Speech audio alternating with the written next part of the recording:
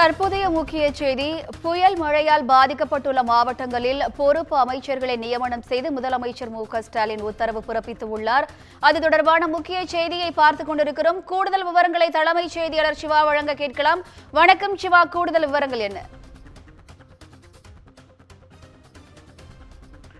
வினிதா, இந்த கனமழையினுடைய தாக்கம் என்பது தொடர்ந்து அதிகரித்து வரக்கூடிய நிலையில கிருஷ்ணகிரி, தர்மபுரி ஆகிய மாவட்டங்களுக்கு பொறுப்பு அமைச்சர்கள் நியமனம் என்பது முதலமைச்சர் மு.க.ஸ்டாலின் மூலமாக மேற்கொள்ளப்பட்டு வருகிறது. குறிப்பாக விழுப்புரம் மாவட்டத்தில் இந்த பெஞ்சல் புயல் தாக்கம் என்பது மிகப்பெரிய அளவிலான ஒரு பாதிப்பை ஏற்படுத்தியிருந்தது. எனவே அந்த பகுதிகளில் இருக்கக்கூடிய மீட்பு மற்றும் நிவாரண பணிகளை காணொலி காட்சி வாயிலாக முதலமைச்சர் மு.க.ஸ்டாலின் ஆய்வு செய்திருந்தார். அது மட்டுமல்லாமல் கிருஷ்ணகிரி மற்றும் தர்மபுரி மாவட்ட ஆட்சியர்களுடன் தொலைபேசி வாயிலாக தொடர்பு கொண்டு இந்த பெஞ்சல் புயலால் தொடர் மழை காரணமாக ஏற்பட்டிருக்கக்கூடிய பாதிப்புகள் மற்றும் அந்த பகுதியில் மேற்கொள்ளப்பட்டிருக்கக்கூடிய நிவாரண பணிகள் தொடர்பாகவும் முதலமைச்சர் மு.க.ஸ்டாலின் கேட்டறிந்திருக்கக்கூடிய நிலையில கிருஷ்ணகிரி மாவட்டத்திற்கு அமைச்சர் முத்துசாமி பொறுப்பு அமைச்சராகவும், தருமபுரி மாவட்டத்திற்கு அமைச்சர் ராஜேந்திரன் பொறுப்பு அமைச்சராகவும் நியமனம் செய்து தற்போது ஒரு உத்தரவு பிறப்பிக்கப்பட்டிருக்கிறது.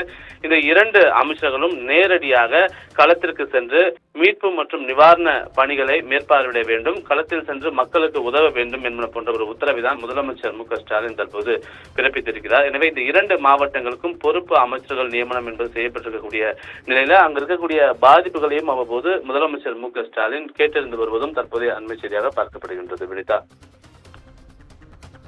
கூடுதல் விவரங்களுக்கு நன்றி சிவா.